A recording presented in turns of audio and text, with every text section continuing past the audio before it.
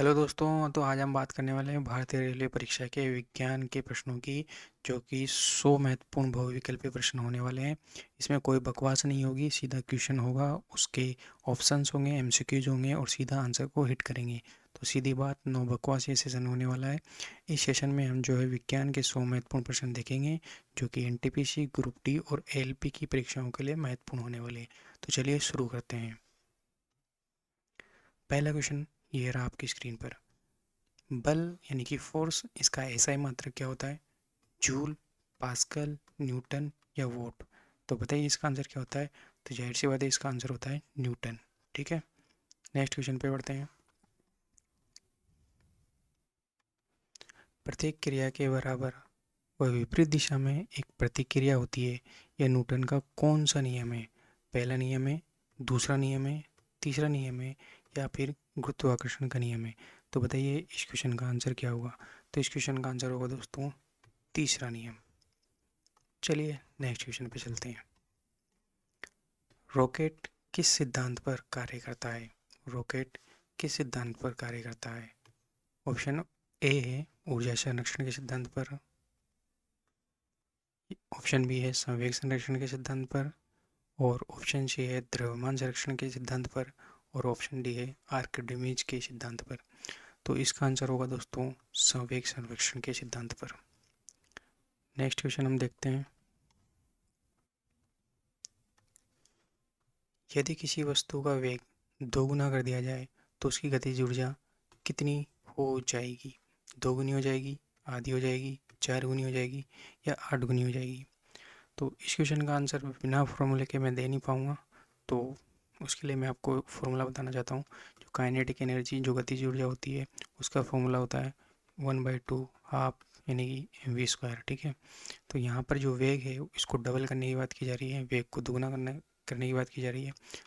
तो वेग अगर हम दुगना कर देंगे तो फिर हमारी जो काइनेटिक एनर्जी है वह कितनी हो जाएगी? ये क्वेश्चन में ऐसा पूछा गया है। ठीक है, तो वेग को हम यहाँ पर डबल करेंगे। ठीक है, तो 1/2 एज इट इज रह जाएगा। ये एम, इसको छेड़ना नहीं है, वेग को डबल कर देना है, यानी कि 2 भी कर देना है, और ये इसका होल स्क्वायर। ठीक, 1/2 एम, यहाँ से हो जाएगा ये 4 v²। ठीक है, अब आगे देखिए। इस 4 को मैं आगे लेता हूँ, 4 1/2 एम v² यहाँ पे बच जाएगा। तो ये 4, ये हाफ mv² कितना होता है? ये हाफ mv² होता है काइनेटिक एनर्जी के बराबर। ठीक है, नहीं गतिज ऊर्जा कितनी हो चुकी है? 4 गुना हो चुकी है। कितनी हो चुकी है? 4 गुना। तो इस क्वेश्चन का आंसर हो जाएगा 4 गुना। त्वरण की इकाई क्या है? त्वरण की इकाई बतानी है यहाँ पर। त्वरण की इकाई क्या है? एक्सेलरेशन की यूनिट क्या है? एक्सेलरेशन ऑप्शन ए है मीटर पर सेकंड, ऑप्शन बी है मीटर पर सेकंड का स्क्वायर, ऑप्शन सी है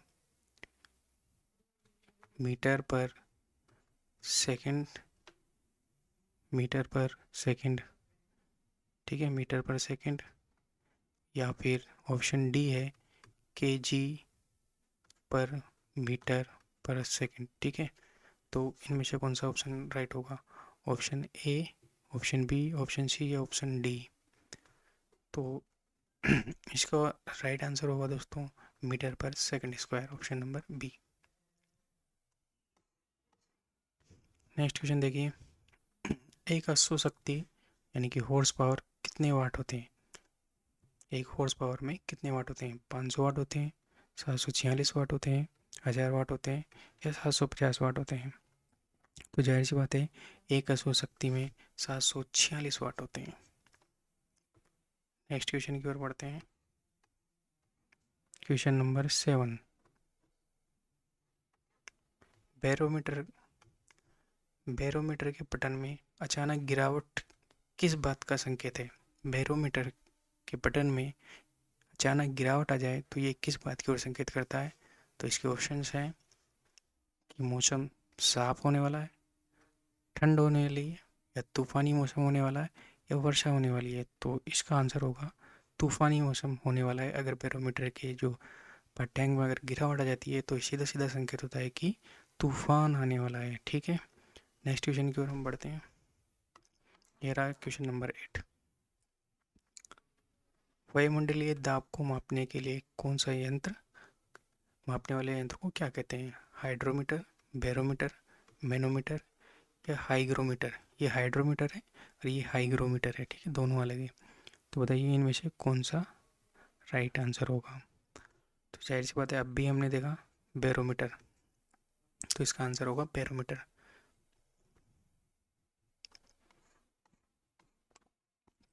नेक्स्ट क्वेश्चन, प्रकाश वर्ष यानी कि लाइट ईयर किसका मात्रक है? समय का मात्रक है, प्रकाश की तीव्रता का मात्रक है, दूरी का मात्रक है या द्रव्यमान का मात्रक है? तो हम सब जानते हैं प्रकाश वर्ष में दूरी मापी जाती है। नेक्स्ट क्वेश्चन, दूरी मापने की सबसे बड़ी इकाई कौन सी है? दूरी मापने की सबसे बड़ी इकाई कौन सी है? प्रकाश वर्ष, पारसेक, किलोमीटर या खगोलीय इकाई? तो बताइए दूरी मापने की सबसे बड़ी इकाई कौन सी है? तो जाहिर सी बात है, दूरी मापने की सबसे बड़ी बड़ी इकाई जो होती है वह पारसेक होती है। चलिए नेक्स्ट क्वेश्चन पे मूव करते हैं।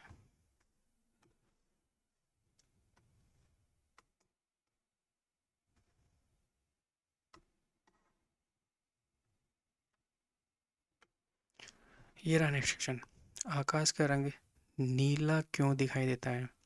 अपवर्तन के कारण, परावर्तन के कारण, पूर्ण आंतरिक परावर्तन के कारण या फिर प्रकाश के प्रकीर्णन के कारण? तो आकाश का रंग जो नीला दिखाई देता है इसका आंसर है प्रकाश के प्रकीर्णन के कारण, ठीक है, लाइट स्कैटरिंग के कारण। नेक्स्ट क्वेश्चन पे हम चलते हैं। वाहनों में पीछे देखने के लिए रियल व्यू मिरर किस दर्पण का उपयोग किया जाता है? वाहनों में पीछे देखने के लिए किस दर्पण का उपयोग किया जाता है? समतल दर्पण का, अवतल दर्पण का, उत्तल दर्पण का या इनमें से कोई नहीं? तो बताइए ABCD में से कौन सा आंसर होगा? जब बात की जाती है वाहनों में पीछे देखने के लिए तो इसका आंसर होता है उत्तल दर्पण का उपयोग किया जाता है। उसी से संबंधित अगला क्वेश्चन, दाढ़ी बनाने के लिए किस दर्पण का उपयोग किया जाता है? अवतल दर्पण का, उत्तल दर्पण का, समतल दर्पण का या फिर बेलनाकार दर्पण का? तो बताइए दाढ़ी बनाने के लिए कौन से दर्पण का उपयोग किया जाएगा? अवतल दर्पण का, ठीक है। नेक्स्ट क्वेश्चन पे चलते हैं।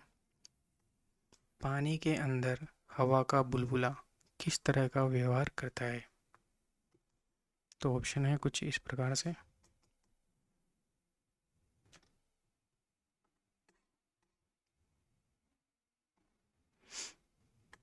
वो बुलबुला उत्तल लेंस की तरह व्यवहार करेगा या उत्तल लेंस की तरह व्यवहार करेगा या समतल उत्तल लेंस की तरह व्यवहार करेगा या समतल दर्पण की तरह व्यवहार करेगा? पानी के अंदर हवा का बुलबुला किस तरह का व्यवहार करता है? उत्तल लेंस की तरह, अवतल लेंस की तरह, समतल उत्तल लेंस की तरह या फिर समतल दर्पण की तरह? तो इसका आंसर होगा अवतल लेंस की तरह।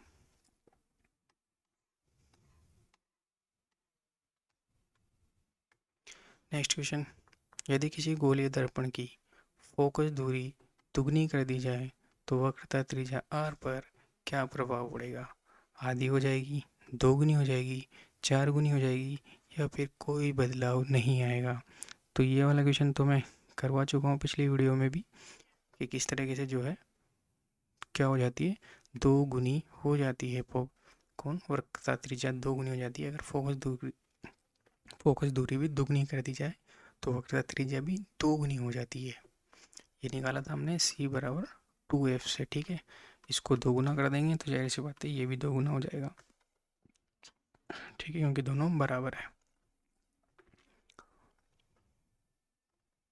बराबर कहने का मतलब है इक्वेशन में बराबर है, नहीं तो फोकस दूरी की दुगनी होती है वक्रता त्रिज्या।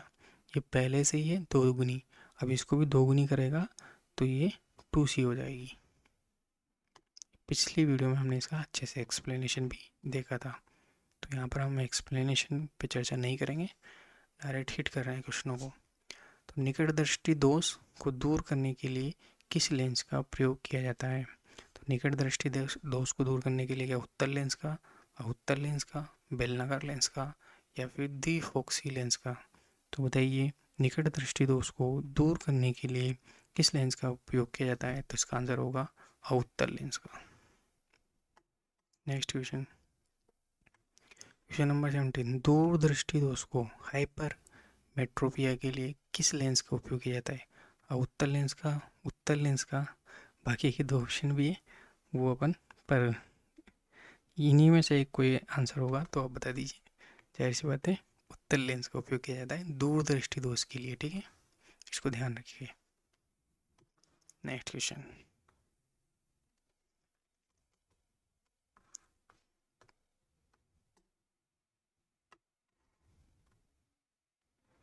ये दो ऑप्शनों की जरूरत है नहीं क्योंकि अपना आंसर ए और बी में छुपा था।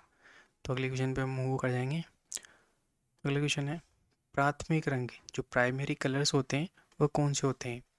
लाल पीला नीला, या फिर लाल हरा नीला, या फिर पीला मजेंटा सियान, या फिर काला सफ़ेद लाल। इनमें से कौन से ऐसे कलर हैं जो प्राइमरी कलर कहलाते हैं, प्राथमिक कलर कहलाते हैं? तो वो कलर होते हैं आरजीबी, यानी कि लाल हरा नीला। आरजीबी का नाम आपने सुना होगा, आरजीबी लाइट्स, आरजीबी का नाम बहुत सुना होगा आपने। तो ठीक है, तो वो आरजीबी प्राथमिक कलर होते हैं, ठीक है। नेक्स्ट क्वेश्चन, हीरा यानी कि डायमंड क्यों चमकता है? चमकने के पीछे कारण क्या है? परावर्तन के कारण चमकता है, अपवर्तन के कारण चमकता है, या पूर्ण आर्थिक परावर्तन जिसे TIR कहते हैं शॉर्ट में के कारण चमकता है, या फिर प्रकीर्णन के कारण चमकता है? तो क्या होगा इसका आंसर? तो इसका आंसर होगा पूर्ण आर्थिक परावर्तन के कारण, यानी कि TIR के कारण जो है हीरा चमकता है। नेक्स्ट क्वेश्चन देखिए, क्वेश्चन नंबर 20, प्रकाश की गति लाइट ऑफ स्पीड सर्वाधिक किस में होती है? पानी में, कांच में, निर्वात में, या फिर हीरे में? तो प्रकाश की गति सर्वाधिक होती है निर्वात में, वैक्यूम में।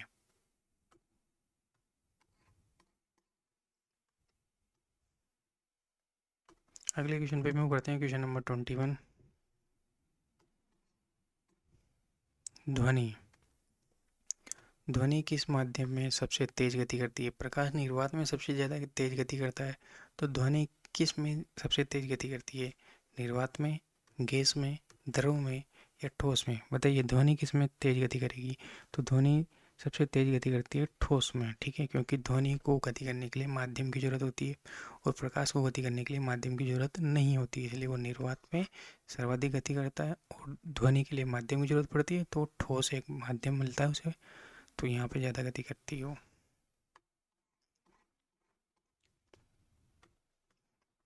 ध्वनि निर्वात में यात्रा कर सकती है। क्या ध्वनि निर्वात में यात्रा कर सकती है? अभी मैंने भी इसका डिस्कस किया आपसे कि ध्वनि को यात्रा करने के लिए किसकी ज़रूरत पड़ती है। तो क्या वो निर्वात में गति कर पाएगी? हाँ, नहीं, या फिर केवल कम आवृत्ति पर ही गति करेगी, या फिर उस केवल उच्च तापमान आप करेंगे तभी वो गति करेगी? तो बताइए इसका आंसर क्या होगा? तो जाहिर सी बात है ध्वनि को यात्रा करने के लिए माध्यम की जरूरत होती है, वो निर्वात में गति नहीं कर सकती, ठीक है। निर्वात में गति कौन कर सकता है? प्रकाश। नेक्स्ट क्वेश्चन, ध्वनि प्रदूषण को किस में मापा जाता है? हर्ट्ज में, डेसिबल में, मैक में, या पास्कल में? बताइए ध्वनि प्रदूषण को किस में मापा जाता है? तो ध्वनि प्रदूषण को जो है वह डेसिबल में मापा जाता है। नेक्स्ट क्वेश्चन, सोनार सोनार का उपयोग मुख्य रूप से कौन करता है? डॉक्टर, इंजीनियर, अंतरिक्ष यात्री, या फिर नेविगेटर यानी कि नौ संचालक? तो सोनार का उपयोग कौन करता है? जाहिर सी बात है सोनार का उपयोग जहाज़ों में नेविगेटर यानी कि नौ संचालन में इसका उपयोग किया जाता है।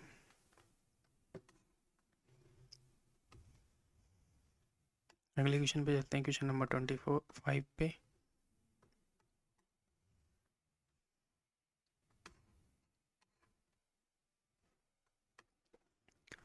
स्पष्ट प्रतिध्वनि यानी इको सुनने के लिए न्यूनतम कितनी दूरी होनी चाहिए? प्रतिध्वनि सुनने के लिए आपको एकदम स्पष्ट आवाज़ आए अपलोड करके, तो उस चीज़ के लिए आप आपके और ऑब्जेक्ट के बीच में कितनी दूरी कम से कम होनी चाहिए, तब आप जो है स्पष्ट प्रतिध्वनि सुन पाएंगे? 10 मीटर की दूरी पर, 17 मीटर की दूरी पर, 25 मीटर की दूरी पर या 34 मीटर की दूरी पर? तो इसका आंसर होगा 17 मीटर की दूरी पर आपको खड़ा होना होगा ऑब्जेक्ट से, तब जाकर आप उसकी प्रतिध्वनि को स्पष्ट रूप से सुन पाएंगे। नेक्स्ट क्वेश्चन है क्वेश्चन नंबर 26। विद्युत धारा का मात्रक क्या होता है? वोल्ट, ओम, एम्पियर या कूलाम? कूलाम नहीं है, ये कूलाम है, ठीक है, कूलाम। ठीक है, तो बताइए इनमें से विद्युत धारा का मात्रक क्या होता है? विद्युत धारा का मात्रक होता है एम्पियर। ठीक है, विद्युत धारा को आई से लिखते हैं हम, ठीक है, एम्पियर को ए से लिखते हैं। नेक्स्ट क्वेश्चन है क्वेश्चन नंबर 27। विद्युत प्रतिरोध का मात्रक क्या है? एम्पियर, ओम, वाट या जूल? तो अभी हमने देखा एम्पियर तो विद्युत धारा का था, तो ये तो नहीं होगा, तो ओम हो जाएगा। ठीक है, ओम होता है विद्युत प्रतिरोध का मात्रक। नेक्स्ट क्वेश्चन पे चलते हैं, क्वेश्चन नंबर 28। फ्यूज तार यानी कि फ्यूज वायर की विशेषता क्या होती है? क्या फ्यूज तार में निम्न प्रतिरोध और उच्च गलनांक होता है? क्या उच्च प्रतिरोध उच्च गलनांक होता है? एक सेकेंड, उच्च प्रतिरोध निम्न गलनांक होता है या फिर निम्न प्रतिरोध निम्न गलनांक होता है? तो बताइए क्या विशेषता है फ्यूज तार की? तो फ्यूज तार के लिए प्रतिरोध तो होता है उच्च और गलनांक होता है निम्न। ठीक है, तो उच्च प्रतिरोध और निम्न गलनांक जो है फ्यूज तार का होता है। Option number C right answer.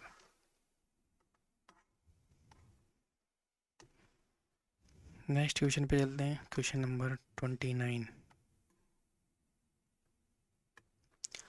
Transformer का कार्य क्या है? ट्रांसफार्मर का कार्य क्या है?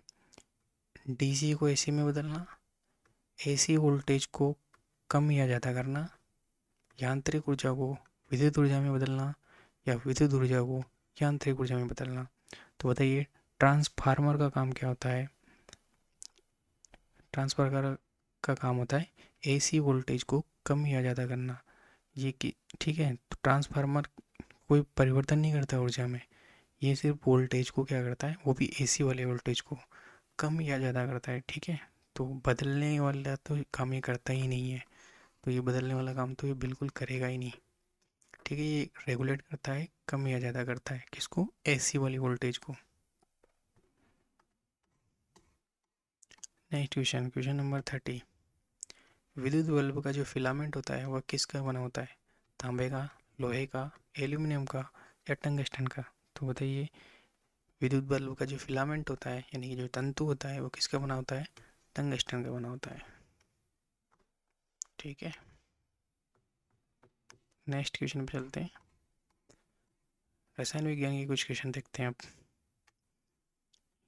तो केमिस्ट्री का पहला क्वेश्चन है, आधुनिक आवर्त सारणी किस पर आधारित है? परमाणु भार पर, परमाणु क्रमांक पर, न्यूट्रॉन की संख्या पर या परमाणु घनत्व पर? तो आधुनिक आवर्त सारणी देने वाले जो मोजले साहब है उन्होंने परमाणु क्रमांक पर आधारित जो है आधुनिक आवर्त सारणी को दिया था। क्वेश्चन नंबर 32 है, सबसे हल्की गैस कौन सी है? ऑप्शन नेक्स्ट स्लाइड में। हल्की गैस बताना है कि हल्की को गैस जो है वह कौन सी है निम्न में से? ये रहे ऑप्शन आपके सामने। ऑप्शन ए है ऑक्सीजन, ऑक्सीजन, ऑप्शन बी है नाइट्रोजन, ऑप्शन सी है सॉरी ऑप्शन बी है नाइट्रोजन, ऑप्शन सी है हाइड्रोजन और ऑप्शन डी है हीलियम। तो इनमें से बताना है सबसे हल्की गैस कौन सी है? वह है हाइड्रोजन, जो कि जिसका परमाणु क्रमांक 1 होता है, 1 पर आती है। ठीक है, आवर्त सारणी में। नेक्स्ट क्वेश्चन, किस धातु को चाकू से आसानी से काटा जा सकता है? तो बताइए लोहे को क्या आप आसानी से चाकू से काट सकते हैं, तांबे को काट सकते हैं, सोडियम को काट सकते हैं या एल्यूमिनियम को काट सकते हैं? तो जाहिर सी बात है लोहे को तो आप चाकू किसी से भी बहुत मुश्किल है काटना इसको तो। तांबा भी जाहिर सी बात है, तांबे का तार को आप इतनी आसानी से चाकू से नहीं कटेगा। एल्यूमिनियम के भी आपने देखे होंगे बर्तन वगैरह आते हैं, तो वो भी नहीं कटेगा। सोडियम को जो है वह चाकू से काटा जा सकता है, ये इसकी विशेषता भी है कि किसको चाकू से काटा जाता है, तो सोडियम को। और सोडियम को ही करेशन के तेल में डुबो के रखा जाता है। क्यों? क्योंकि वो बहुत ज़्यादा सक्रिय होता है।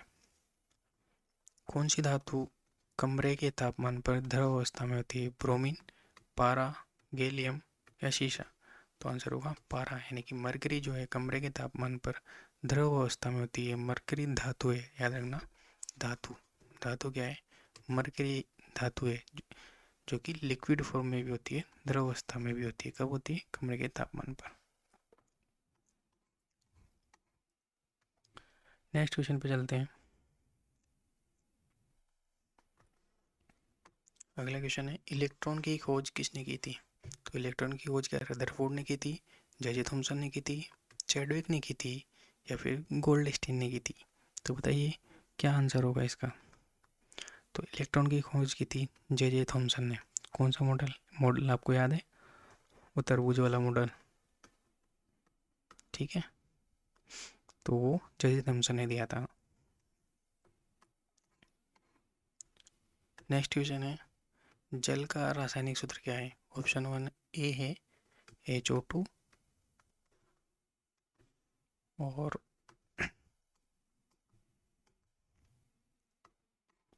ऑप्शन बी कुछ इस प्रकार से है H2O2, और ऑप्शन सी H2O, और ऑप्शन डी है D2O।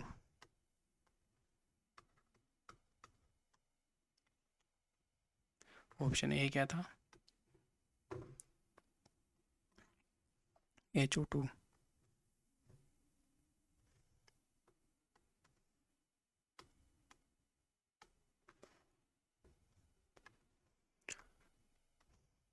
तो बताइए A B C D इनमें से कौन सा जल का जो है रासायनिक सूत्र सही है? तो H2O जो है जल का रासायनिक सूत्र एकदम सही है। नेक्स्ट क्वेश्चन, खाने का सोडा जिसे बेकिंग सोडा भी कहते हैं, इसका रासायनिक नाम क्या होता है? खाने के सोडे का रासायनिक नाम क्या सोडियम कार्बोनेट होता है, या सोडियम बाइकार्बोनेट होता है, या सोडियम क्लोराइड होता है, या सोडियम हाइड्रोक्साइड होता है? तो खाने के सोडे को सोडियम बाइकार्बोनेट यानी कि NaHCO3 कहते हैं, ठीक है। नेक्स्ट क्वेश्चन पे चलते हैं।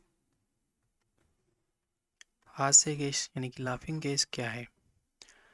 नाइट्रिक ऑक्साइड, नाइट्रोजन ऑक्साइड, या नाइट्रस ऑक्साइड, या फिर अमोनिया? ठीक है। तो हास्य गैस यानी कि लाफिंग गैस होती है N2O, यानी कि नाइट्रस ऑक्साइड N2O, ठीक है। इसे बोलते हैं लाफिंग गैस। सिरका सिरका यानी कि विनेगर कौन सा अम्ल होता है? सिट्रिक अम्ल होता है, लैक्टिक अम्ल होता है, एसिटिक अम्ल होता है, या टार्ट्रिक अम्ल होता है? तो बताइए इनमें से सिरका यानी कि विनेगर में कौन सा अम्ल होता है? तो विनेगर में होता है एसिटिक अम्ल। नेक्स्ट क्वेश्चन, जंग लगने पर लोहे के भार पर क्या प्रभाव पड़ता है? क्या लोहे का भार घट जाता है, क्या बढ़ जाता है, या समान रहता है, या फिर कोई परिवर्तन नहीं होता? कोई परिवर्तन नहीं होता, कोई परिवर्तन नहीं। तो बताइए इनमें से कौन सा आंसर होगा? ऑप्शन ए, ऑप्शन बी, या ऑप्शन सी, या ऑप्शन डी? तो जाहिर सी बात है, लोहे पर जंग लग जाएगी तो उसका भार बढ़ जाएगा और उल्टा, ठीक है। तो जंग एक्स्ट्रा आ गई तो भार बढ़ जाएगा।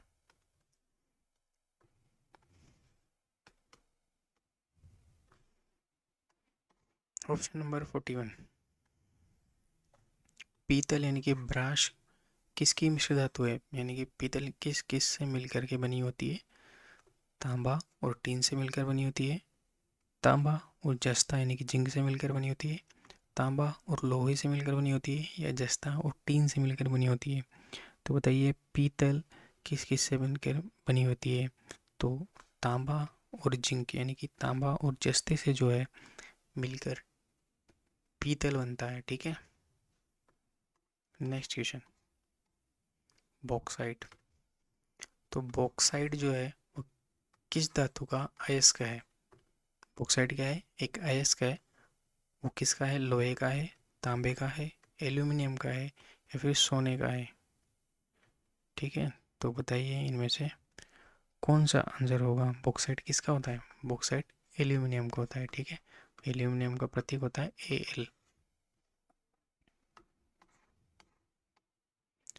नेक्स्ट क्वेश्चन, पेंसिल की लीड किसकी बनी होती है?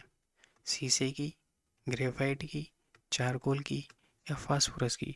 तो बताइए, पेंसिल की जो लीड होती है वो किसकी बनी होती है, यानी कि उसकी जो नोक होती है अंदर की, वो ब्लैक कलर की, वो किसकी बनी होती है? वो ग्रेफाइट की बनी होती है। सबसे कठोर प्राकृतिक पदार्थ कौन सा है? लोहा, प्लेटिनम, हीरा या फिर ऑप्शन डी यूरेनियम। सॉरी, एक बार देख लेता हूँ, ऑप्शन डी ग्रेफाइट दे रखा है। Option D graphite.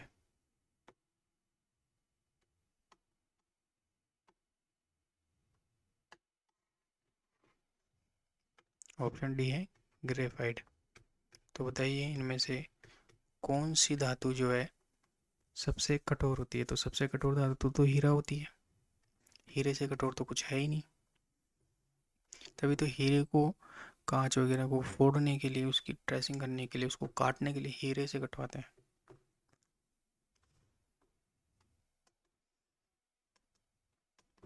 अगला क्वेश्चन बहुत शानदार क्वेश्चन है, क्वेश्चन नंबर 45। भोपाल गैस त्रासदी जो हुई थी, उसमें गैस का जो रिसाव हुआ था वो कौन सी गैस थी? कार्बन मोनोऑक्साइड थी, या मिथाइल आइसोसाइनेट थी, या फिर क्लोरीन थी, या अमोनिया थी? कौन सी गैस निकली थी जब भोपाल गैस त्रासदी हुई थी? तब निकली थी मिथाइल आइसोसाइनेट। ये कई बार एग्जाम में पूछे गए ये प्रश्न है।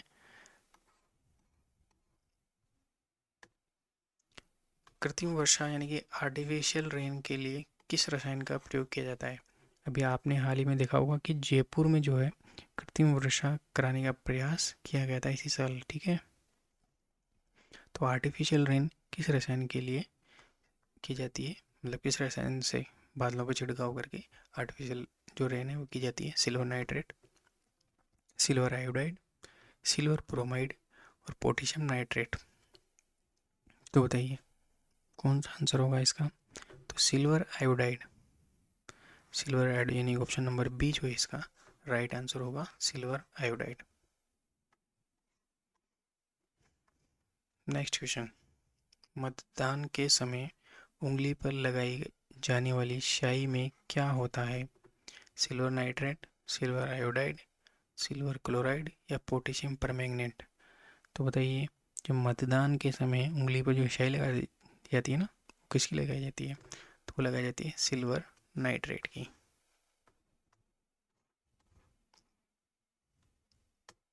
नेक्स्ट क्वेश्चन, फलों को पकाने के लिए किस गैस का प्रयोग किया जाता है?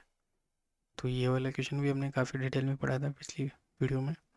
मीथेन का, या फिर एथिलीन एसिटिलीन का, या ब्यूटेन का? तो इन तीनों में से आंसर हो जाएगा, डी को देखने की जरूरत नहीं है, हालांकि है अगली स्लाइड में। तो आंसर होगा एथिलीन यानी कि एसिटिलीन। नेक्स्ट क्वेश्चन देखते हैं। ऑप्शन डी प्रोपेन था, जो कि आंसर था ही नहीं। Would spirit, would would spirit जो है किसे कहा जाता है? एथिल एल्कोहल को, मिथाइल एल्कोहल को, एसीटोन को या बेंजीन को? तो वुड स्प्रिट जो है वह किसको कहा जाता है? मिथाइल एल्कोहल को जो है वुड स्प्रिट कहा जाता है। Next question, question number 50। आग बुझाने के लिए किस गैस का प्रयोग किया जाता है? ऑक्सीजन का, नाइट्रोजन का, कार्बन डाइऑक्साइड का या हाइड्रोजन का? तो जाहिर सी बात है, आग बुझाने के लिए कार्बन डाइऑक्साइड का प्रयोग किया जाता है। इसका फॉर्मूला होता है CO2, ठीक है। अग्निशमन में जो गैस भरी जाती है वो कार्बन डाइऑक्साइड होती है। अब हम बात करेंगे जीव विज्ञान के कुछ प्रश्नों की, ठीक है। तो इस तरीके से हमारे जो 50 क्वेश्चन है वो कंप्लीट हो चुके हैं। बाकी के 50 क्वेश्चन भी हम फटाफट कंप्लीट कर देंगे। तो तब तक बने रहिए, जाइएगा मत, सारे सारे एकदम लाजवाब क्वेश्चन है, बेहतरीन क्वेश्चन है। बस आपसे मैं कुछ भी बकवास नहीं करूँगा, आपसे सिर्फ एक ही रिक्वेस्ट करूँगा कि सब्सक्राइब ज़रूर कीजिए, ठीक है। और कमेंट भी करके बता दीजिए, जिससे पता चल जाए कि भाई किसी ने देखा तो है वीडियो।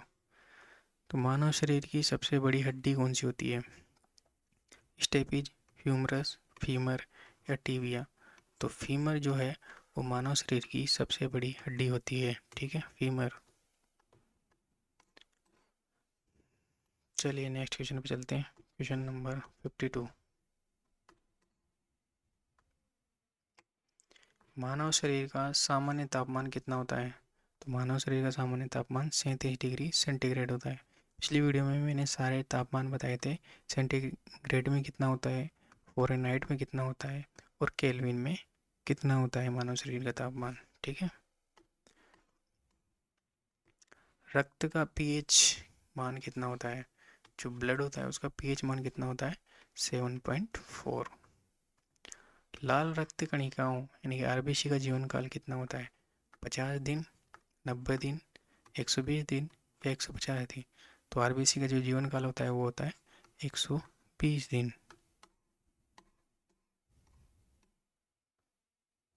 नेक्स्ट क्वेश्चन पे हम चलते हैं। Question number 55।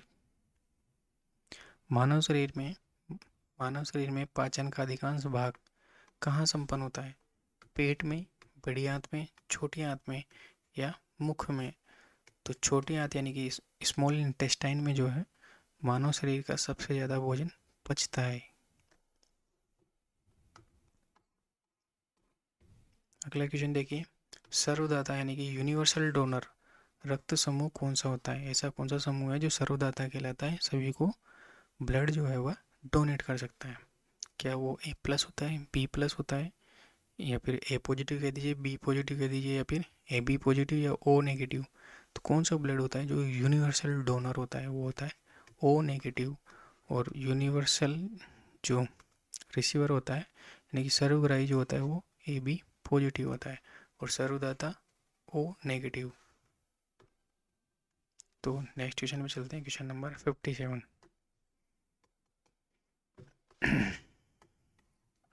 ये रहा क्वेश्चन नंबर 57। प्रोटीन की फैक्ट्री किसे कहा जाता है? माइटोकॉन्ड्रिया को, लाइसोसोम को, राइबोसोम को या गोल्जी काय को?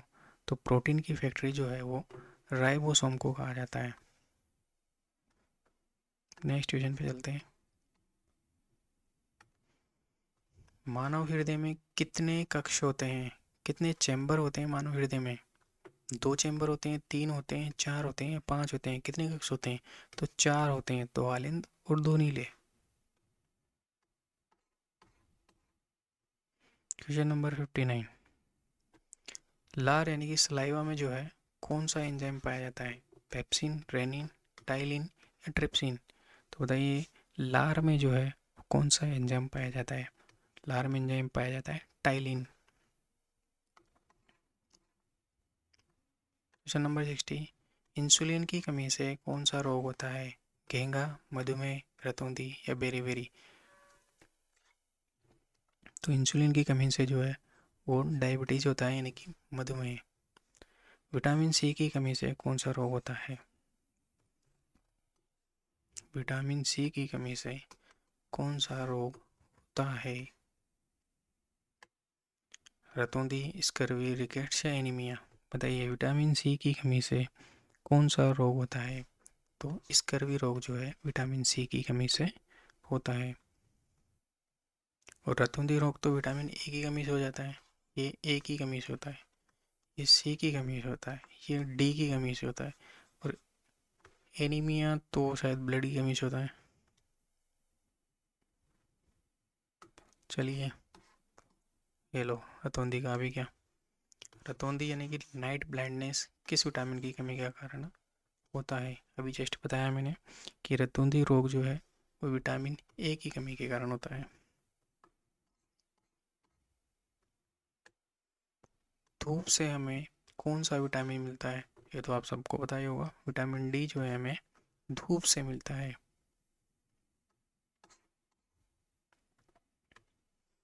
आयोडीन की कमी से कौन सा रोग होता है? स्कर्वी, घेंगा, रिकेट्स या मधुमेह? तो ये भी आपको काफ़ी अच्छे से पता होगा कि आयोडीन की कमी से जो है घेंगा रोग होता है, जिसे गोइटर भी कहते हैं। एलिसा एलिसा टेस्ट जो है किस बीमारी की जांच के लिए किया जाता है? ऑप्शन कुछ इस प्रकार रहे हैं। एलिसा टेस्ट की बात कर रहा हूँ मैं। एलिसा टेस्ट जो है कौन सी बीमारी में किया जाता है? कैंसर में, टीबी में, एड्स में या टाइफाइड में? तो बताइए आंसर। जो एलिसा होता है वो एड्स में किया जाता है, ठीक है? किस में किया जाता है? एड्स में किया जाता है। चेचक यानी कि स्मॉल पॉक्स के टीके की खोज किसने की थी? लुई पास्चर ने, एडवर्ड जेनर ने, अलेक्जेंडर फ्लेमिंग ने या रॉबर्ट कोच ने? तो बताइए, स्मॉल पॉक्स यानी कि चेचक की खोज के चेचक के टीके की खोज जो है वो किसने की थी?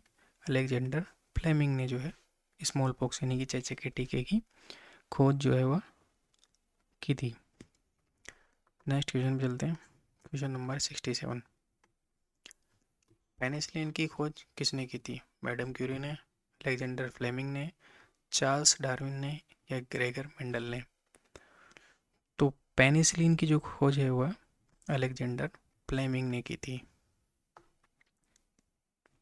तो अरे यार, ये तो मिस्टेक हो गई। पिछला क्वेश्चन देखते हैं। पिछले क्वेश्चन में शायद मैंने गलत टिक कर दिया। पेनिसिलिन की खोज अलेक्जेंडर फ्लेमिंग ने की थी। चेचक की खोज अलेक्जेंडर ने नहीं की थी। ये इसको करेक्ट कर लेना कि चेचक की खोज एडवर्ड जेनर ने की थी। किसने की थी? एडवर्ड जेनर ने। और पेनिसिलिन की खोज जो है वह अलेक्जेंडर फ्लेमिंग ने की थी, ठीक है? तो इसको एक बार करेक्ट करके देख लेना।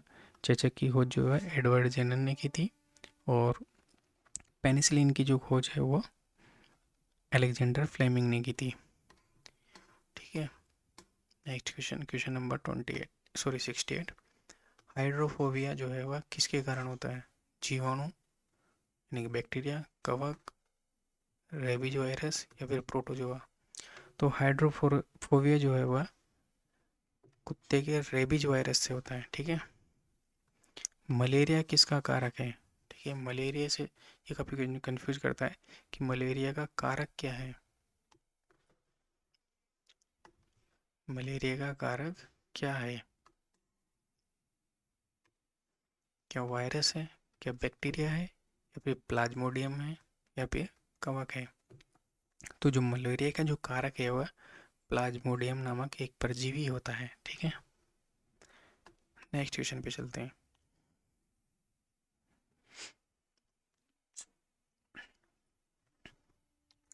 आत्महत्या की थैली, ठीक है? आत्महत्या की थैली यानी कि सुसाइड बैग जो है वो किसे कहा जाता है? राइबोसोम, लाइसोसोम, सेंट्रोसोम या फिर न्यूक्लियस को? तो जो आत्महत्या की जो थैली होती है वह लाइसोसोम को कहा जाता है। किसको कहा जाता है? लाइसोसोम को। राइबोसोम को क्या कहा जाता है? प्रोटीन की फैक्ट्री। नेक्स्ट क्वेश्चन रहा क्वेश्चन नंबर 71। पौधों में पौधों में पौधों में साइटोकिनिन का क्या कार्य है? तो पौधों में जो साइटोकिनिन का जो कार्य है, क्या पत्तियां गिराने का काम है, कोशिका विभाजन को बढ़ावा देने का काम है, फलों को पकाने का काम है या जड़ों का विकास करने का काम है? तो साइटोकिनिन का काम जो है वह कोशिका विभाजन को यानी कि सेल डिवीजन को बढ़ाना साइटोकिनिन का काम होता है पौधों में। Next question, question number 72। प्रकाश संश्लेषण फोटोसिंथेसिस के लिए कौन सी गैस आवश्यक है?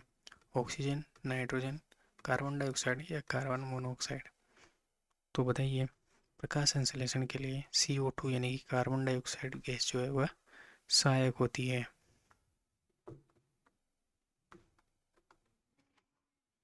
नेक्स्ट क्वेश्चन, ओजोन परत हमें किस से बचाती है?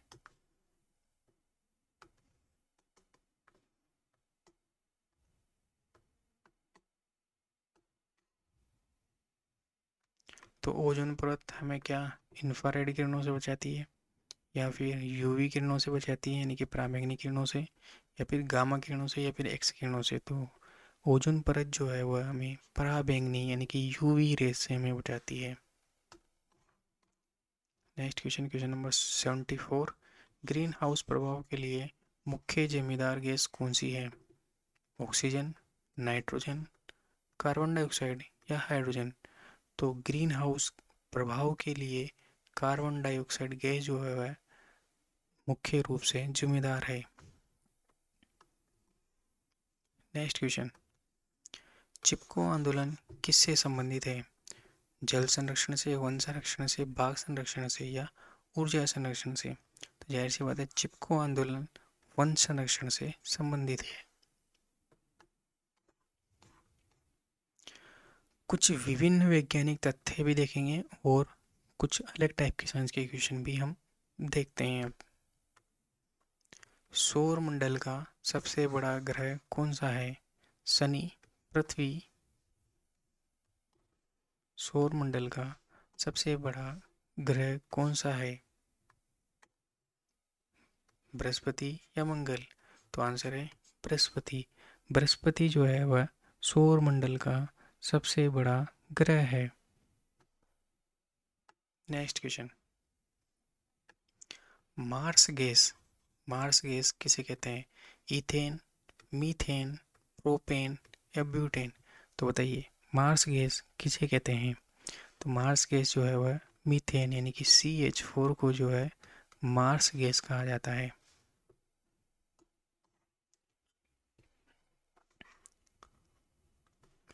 नेक्स्ट क्वेश्चन, विद्युत हीटर की कुंडली किसकी बनी होती है? तांबे की, लोहे की, टंगस्टन की या नाइक्रोम की? तो बताइए, जो हीटर की जो कुंडली होती है वो बारीक बारीक आपने देखी होगी स्प्रिंग के जैसी, वो किसकी बनी होती है? वो बनी होती है नाइक्रोम की। नेक्स्ट क्वेश्चन, दूध की शुद्धता किस यंत्र से मापी जाती है? हाइड्रोमीटर, लैक्टोमीटर, बैरोमीटर या थर्मामीटर? तो बताइए, दूध की जो शुद्धता है वह लैक्टोमीटर से नापी जाती है। किससे? लैक्टोमीटर से।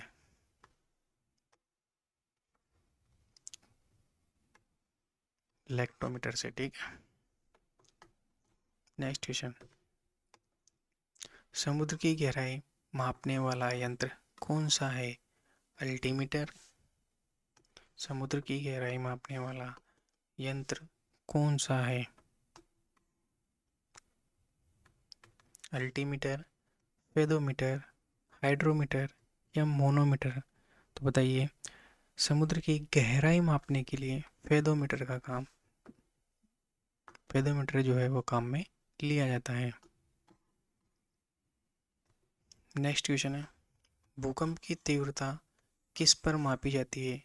केल्विन स्केल पर, रिक्टर स्केल पर, डेसिबल पर या पास्कल पर? तो भूकंप की तीव्रता जो है वह रिक्टर स्केल पर मापी जाती है। क्वेश्चन नंबर 82, लेंस की क्षमता का मात्रक क्या है? लेंस की क्षमता का मात्रक क्या है? वोट, ल्यूमेन, डायोप्टर या कैंडेला? तो लेंस की क्षमता नापी जाती है डायोप्टर में, डायोप्टर डी में। नेक्स्ट क्वेश्चन पे चलते हैं, क्वेश्चन नंबर 83, इसरो का मुख्यालय कहाँ है? नई दिल्ली में है, मुंबई में है, बेंगलोर में है या श्रीहरिकोटा में है? तो बताइए, जो इसरो का जो मुख्यालय है वो कहाँ है? तो इसरो का मुख्यालय बेंगलोर में है। भारत का मिसाइल मैन किसे कहा जाता है? तो भारत का मिसाइल मैन क्या होमी जागिर भाभा को कहा जाता है या फिर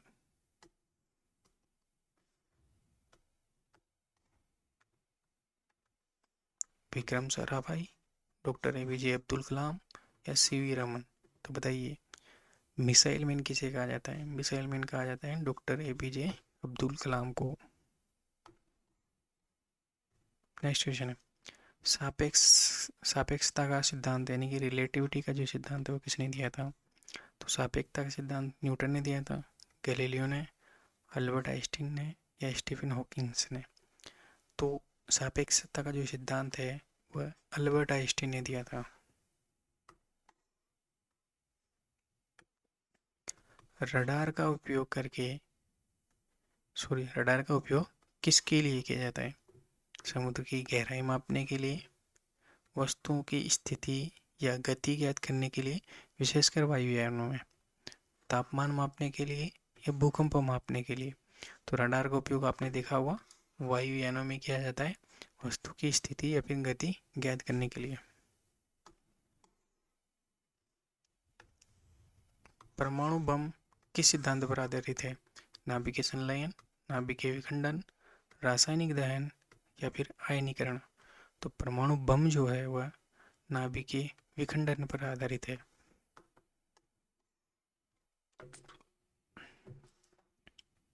अगला है हाइड्रोजन बम किस सिद्धांत पर आधारित है? नाभिकीय विखंडन पर। हाइड्रोजन बम किस सिद्धांत पर आधारित है? ऑप्शन ए है हाइड्रोजन बम नाभिकीय विखंडन। ऑप्शन बी है नाभिकीय संलयन। ऑप्शन सी है परमाणु विस्फोट। ऑप्शन डी है उपरोक्त में से कोई नहीं। हाइड्रोजन बम की बात की जा रही है, हाइड्रोजन बम।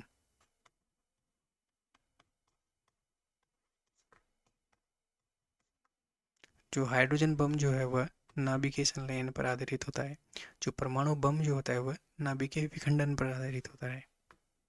दोनों में फर्क याद रखना।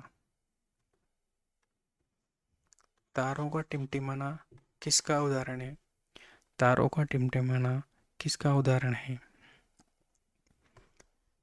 परावर्तन का, पूर्ण आंतरिक परावर्तन का, अपवर्तन का या फिर विवर्तन का। तो तारों का जो टिमटिमाना है वह अपवर्तन के कारण होता है। Question number 19। डायनेमो जो है क्या करता है?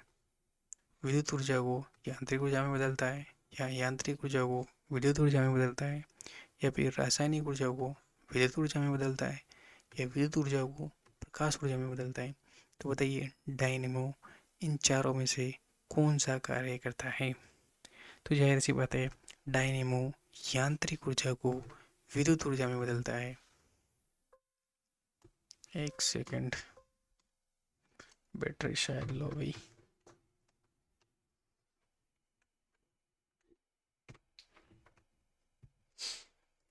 नाउ चलिए नेक्स्ट क्वेश्चन पे चलते हैं। Question number 91। विद्युत मोटर क्या करती है? अभी हमने देखा डायनेमो, अभी क्या देखा हमने कि डायनेमो क्या करता है। अब विद्युत मोटर क्या करती है? डायनेमो चला दिया, मोटर चल रही, विद्युत मोटर। यांत्रिक ऊर्जा को विद्युत ऊर्जा में बदलती है, या विद्युत ऊर्जा को यांत्रिक ऊर्जा में बदलती है, या ऊष्मा को यांत्रिक ऊर्जा में बदलती है, या रासायनिक ऊर्जा को यांत्रिक ऊर्जा में बदलती है। तो बताइए विद्युत मोटर जो है वह क्या करती है? विद्युत मोटर जो है वह डायनेमो के जो है बिल्कुल विपरीत काम करती है। यह विद्युत ऊर्जा को यांत्रिक ऊर्जा में बदलती है। विद्युत मोटर विद्युत ऊर्जा को यांत्रिक ऊर्जा में बदलती है, जबकि डायनेमो हमने देखा डायनेमो यांत्रिक ऊर्जा को विद्युत ऊर्जा में बदलता है। दोनों एक दूसरे के विपरीत काम करते हैं। अगला क्वेश्चन है रेफ्रिजरेटर। रेफ्रिजरेटर में प्रशीतक यानी कि कूलेंट का प्रशीतक क्या होता है? ठीक है, रेफ्रिजरेटर में प्रशीतक क्या होता है या फिर प्रशीतक का काम कौन करता है? नाइट्रोजन, ऑक्सीजन या फिर प्रशीतक के रूप में हमारे पास फ्रियोन या carbon dioxide. Nitrogen, oxygen, Freon, carbon dioxide. बताइए चारों में से कौन जो है फ्रिज में प्रशीतक के लिए उपयोग में ली जाने वाली गैस है? तो वह है फ्रियोन गैस। अम्ल वर्षा यानी कि एसिड रेन का मुख्य कारण क्या है? CO और CO2, SO2 और NO2, ओजोन या फिर धूल के कण। तो कौन है अम्ल वर्षा के पीछे मुख्य कारण? एक सेकंड।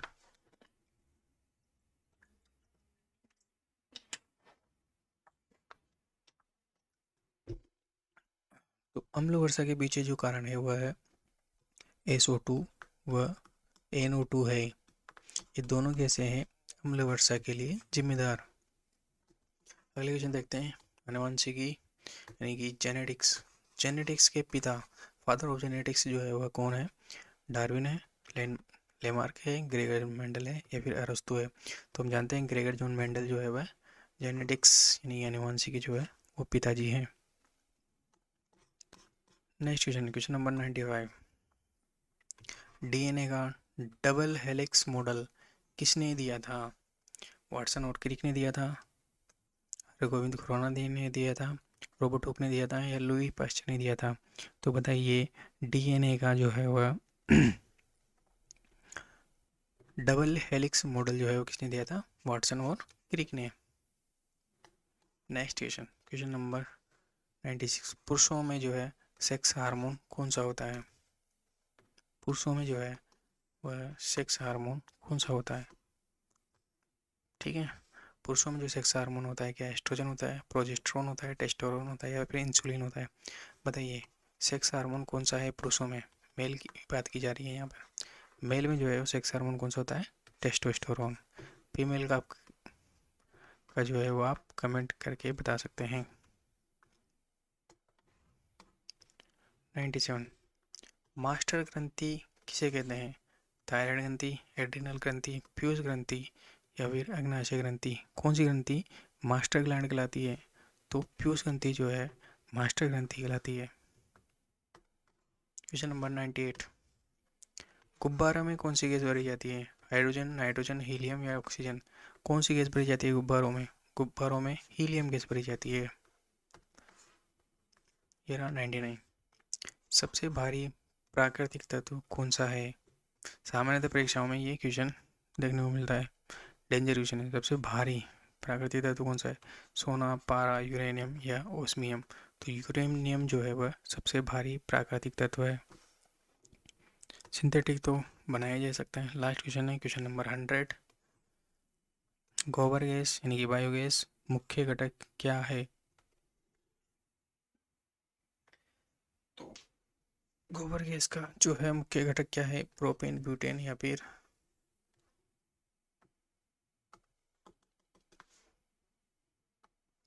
बायोगैस का मुख्य घटक बताओ। मीथेन या एथिलीन?